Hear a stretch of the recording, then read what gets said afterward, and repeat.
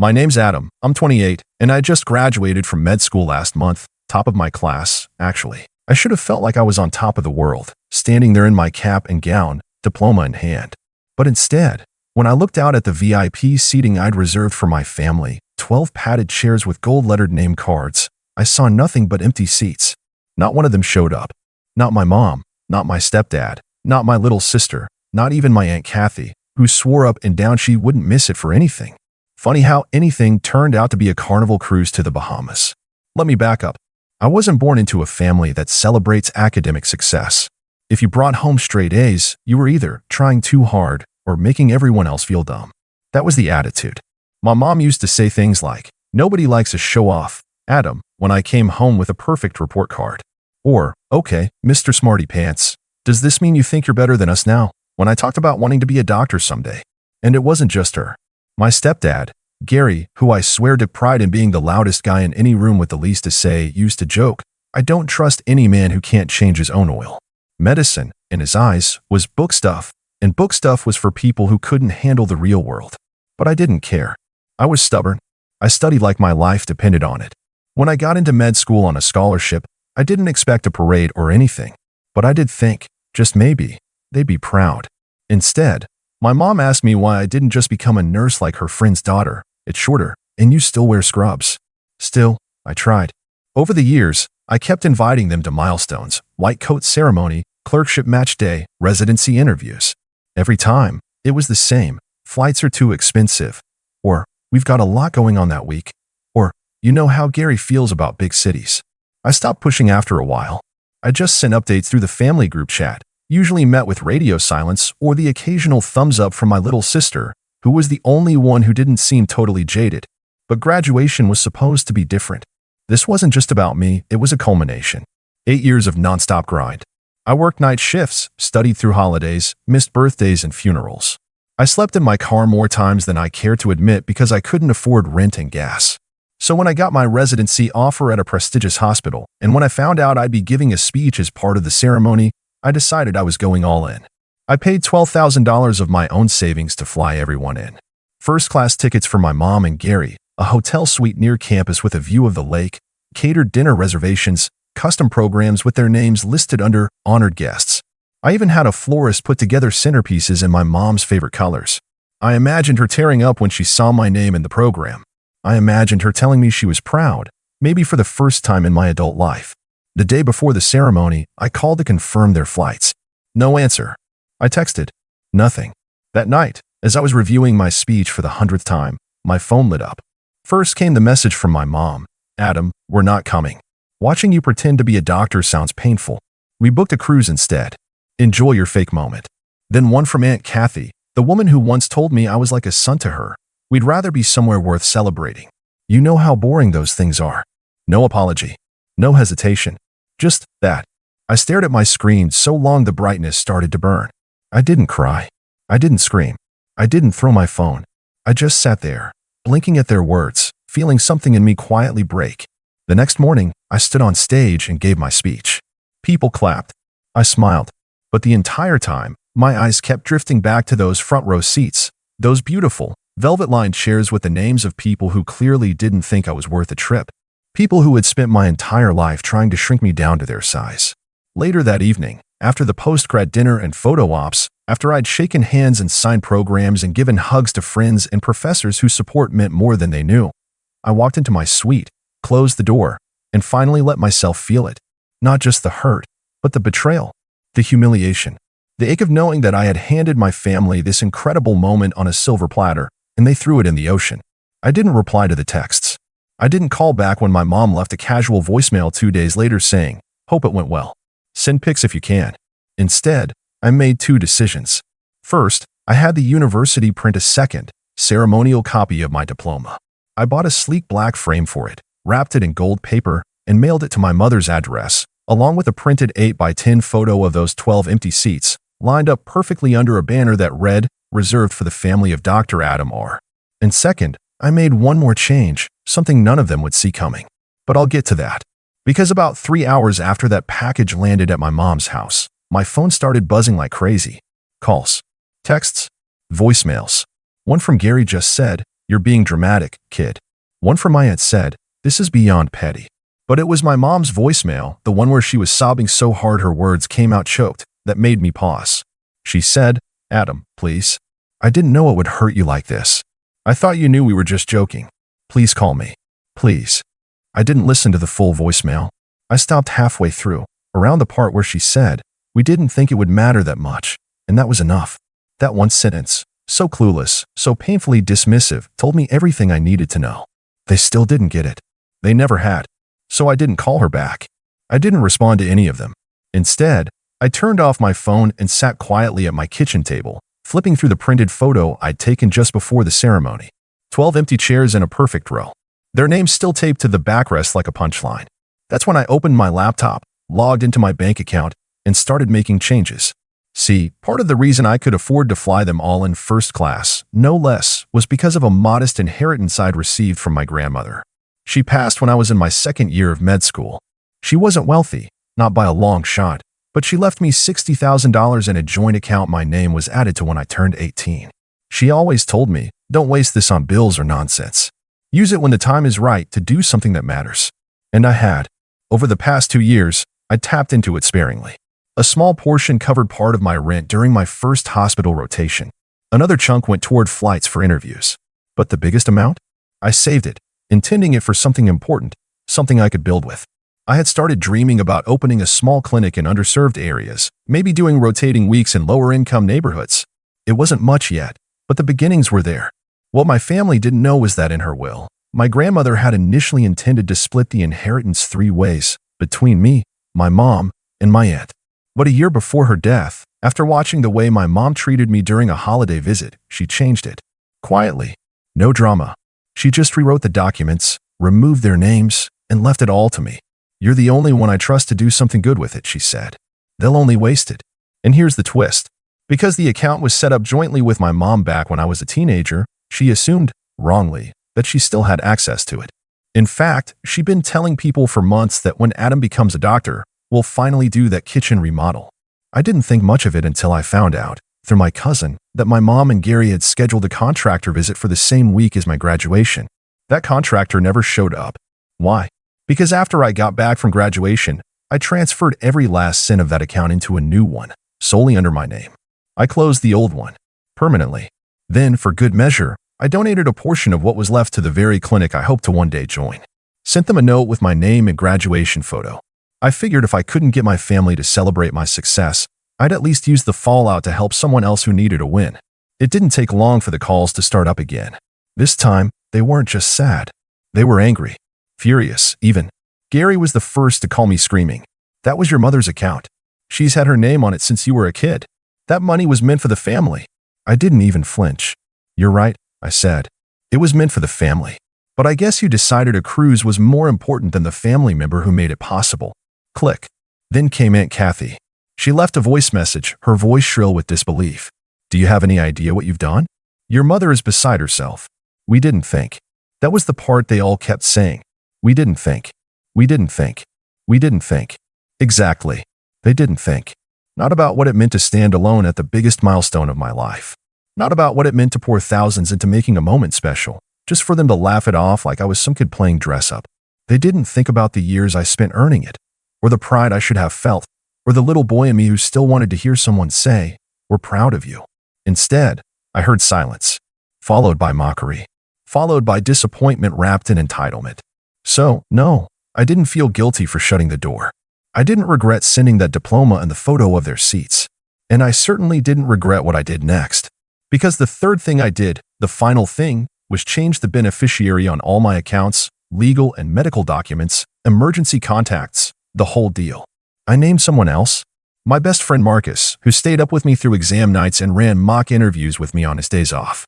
Who flew himself across the country, bought his own suit, and showed up to graduation holding a sign that said, "Proud of my brother, Dr. Adam R."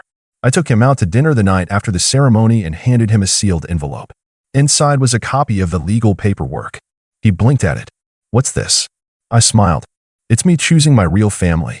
He didn't say anything, just sat there quietly, holding the envelope, his eyes a little red. Meanwhile, my mom kept calling. She left one last voicemail, voice cracking, angry and sad all at once. You think money makes you better than us? You think your little degree erases your roots? We're still your family, Adam, no matter how far you run. But she was wrong. Family isn't blood. It's not who raises you. It's who stands by you when you have nothing. It's who claps the loudest when you finally have something to show for it. And most of all, it's who doesn't disappear when the spotlight turns on you. They disappeared. So I moved forward. It was a Thursday evening, 2 weeks after graduation, when I heard the knock. I'd just gotten home from a residency orientation meeting. I was still in my white coat, stethoscope dangling around my neck like a statement I didn't have to make anymore. My apartment was quiet, warm with the smell of the takeout I'd just unpacked, and for the first time in what felt like months, I was actually looking forward to a peaceful night alone. Then came the knock. Not loud, not desperate, just confident, like whoever was on the other side assumed they had the right to be there. I opened the door halfway, and there she was, my mother. Her hair was windswept, her cheeks red from either the wind or the anger. Probably both. Behind her, standing awkwardly on the landing, was Gary, arms crossed, eyes scanning the hall like he expected security to jump out at any moment. My stomach dropped, but I didn't move. I didn't say anything. My mother blinked at me, and for a moment, it was like she didn't recognize me. Maybe it was the coat, or the quiet, or the fact that I didn't immediately open the door wider like I used to, back when I was still trying to earn a sliver of her approval. She cleared her throat. Adam, can we come in? I tilted my head. Why? She looked startled, like the question itself was offensive. Because we need to talk. In private. Face to face. I stepped into the doorway, blocking it fully. We could have done that 2 weeks ago. At graduation. Gary snorted. Come on, man. Are you still holding on to that? It's not like we didn't congratulate you. No, I said calmly. You ridiculed me. Then prioritized a Caribbean buffet over showing up for your own son. My mother's eyes flared. That's not fair. You didn't even give us time to explain. I raised an eyebrow. You sent me a text that said, watching you pretend to be a doctor sounds painful. What exactly was I supposed to wait for? The punchline. Gary stepped forward then, his voice rising. You're being petty. That money wasn't yours to touch. There it is, I muttered, almost smiling. This isn't about showing up. It's about the inheritance. My mom's lips tightened. We thought we could use some of it for the remodel. Your grandma would have wanted the family to enjoy it together. You mean like she enjoyed being iced out by you after she got sick? I asked, my voice sharp now. Or how she had to move in with a friend because you didn't want to deal with her medication schedule. My mom flinched. She hadn't expected that. But I wasn't finished. She changed the will because she saw what I didn't. That you only show up when there's something to take. Not to support. Not to encourage. Just to grab what's left. Gary's arms uncrossed, and he stepped forward again, his voice low and angry. You think you're so righteous, don't you? Just because you got some fancy degree, you think you're above us. I stared him down. No, I think I finally see you clearly. And I'm done pretending you're anything more than what you've shown yourselves to be. My mom's voice cracked. Adam, please. You're still our son. That's funny, I said, crossing my arms. Because 2 weeks ago, you were telling me I was pretending to be a doctor. But now that there's no check coming, I'm suddenly worth a visit? She opened her mouth, but no words came. Just guilt. Maybe shame. It flickered in her eyes for a second, but not long enough to matter. I stepped back and closed the door halfway.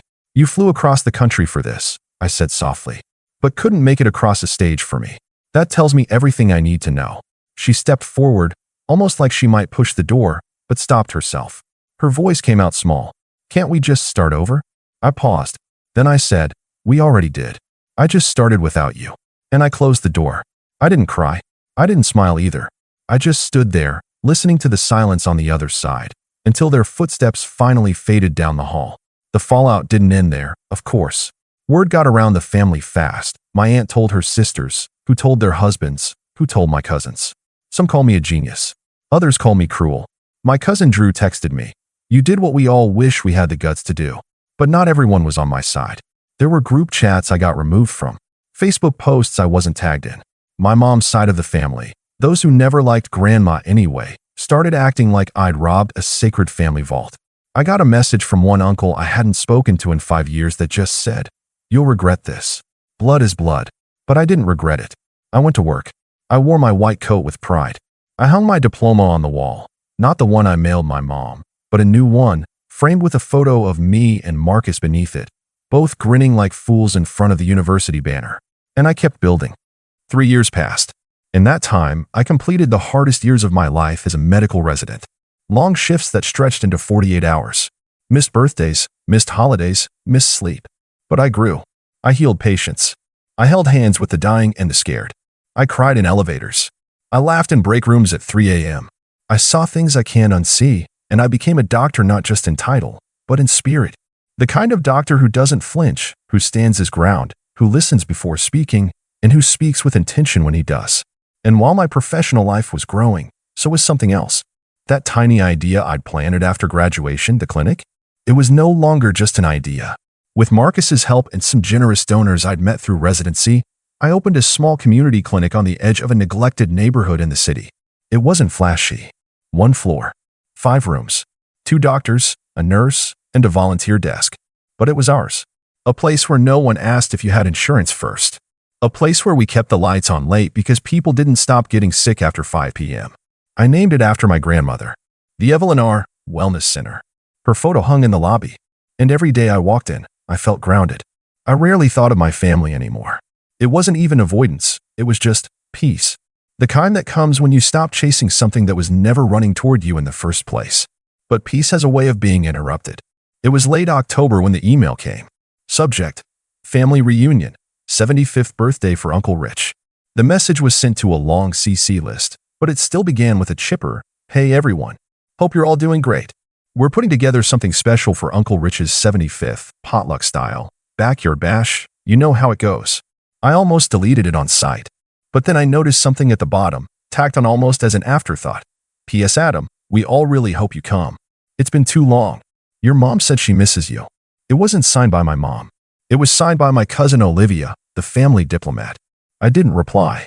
2 days later, a handwritten letter showed up at the clinic. No return address. Neat cursive I hadn't seen in years. "Adam, I know I'm the last person you want to hear from, and maybe I don't deserve to ask for anything.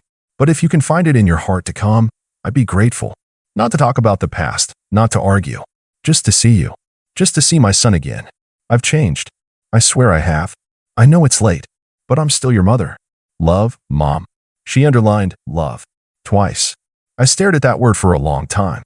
Then I folded the letter, slipped it back in the envelope, and tucked it in a drawer I hadn't opened in over a year. The one where I kept the photo of the empty chairs from graduation. I didn't look at the photo. I just closed the drawer again. And I went. I don't fully know why. Curiosity, maybe. Or a desire to finally close a door properly. Not slam it. Not bolt it. Just close it. The reunion was at a rented hall. Balloons, cheap catering, plastic tablecloths, exactly the kind of thing my family loved. The parking lot was already full by the time I arrived. I stepped out of my car in a crisp button-up and slacks and felt the fall wind bite through the air. Inside, it was noisy. Kids running, people laughing. The DJ was playing a too loud oldies playlist, and someone had already spilled punch on the gift table. The moment I stepped inside, heads turned. There was a beat of silence, a collective intake of breath, as if seeing me triggered some ancient family muscle memory. Someone whispered, "Is that Adam?" I just nodded politely, moved toward the back wall. I didn't come for small talk. I came to see if there was anything worth salvaging. Then I saw her. My mother. She looked older. Softer around the edges. Less put together than I remembered. Her hair was streaked with silver, and she wore a pale blue cardigan over a dress that didn't quite fit right. Her eyes locked on mine like she was afraid I might vanish. "Adam," she breathed. "Hi," I said. She took a step forward. "You came." I did. Tears sprang up instantly, like she'd been holding them in for 3 years. I didn't know if you'd even open the letter. I thought. I waited. For an apology. For ownership. For something more than guilt. Instead, she reached for my hand. "I've missed you so much." I gently stepped back. "You missed the chance to show up when it mattered." She flinched. "I'm not here to fight," I added. "I just wanted you to see me. Not out of spite. Just so you know that I'm doing fine. Without your support. Without the money you expected. Without any of the things you thought I needed you for." A pause. She lowered her eyes. "I deserve that." "Yes," I said simply. "You did." Then I handed her a small envelope. Inside was a folded pamphlet, the Evelyn R. Wellness Center, with a handwritten note that said, "In case you ever want to understand what I've been building, and why I stopped waiting for you to be proud of me." She took it with shaking hands. I didn't linger. I stayed long enough to greet Uncle Rich, long enough to prove that I wasn't hiding, that I'd grown roots without them, that I'd built something out of the very silence they left me in. As I walked back to my car, someone called out behind me. It was Marcus. I didn't invite him. He just showed up, said he figured I shouldn't have to face them alone. He held up a coffee from our favorite place and said, "I figured you'd want an extra drink." I laughed for the first time that day. "Let's go," I said. "I've got clinic work in the morning." As we drove away, I looked in the rearview mirror one last time.